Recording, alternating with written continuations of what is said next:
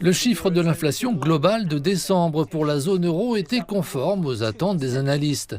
Il accuse cependant une hausse de 0,2 de point de pourcentage par rapport au mois précédent.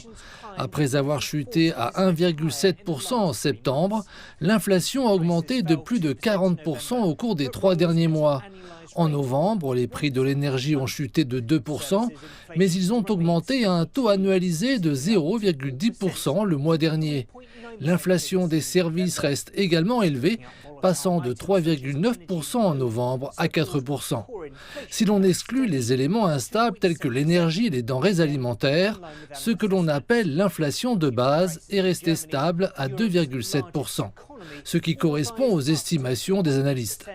En Allemagne, la plus grande économie d'Europe, les prix à la consommation ont été revus à la hausse à 2,8% contre 2,6% prévus par de nombreux experts du secteur. Malgré les dernières données économiques, de nombreux analystes s'attendent toujours à ce que la Banque centrale européenne réduise à nouveau ses taux d'intérêt en janvier. La BCE, qui les a réduits à 4 reprises en 2024, s'attend à ce que l'inflation continue de diminuer cette année avant de tomber sous son taux de référence de 2% en 2026. Le pic inflationniste ayant atteint 10,6% en 2022.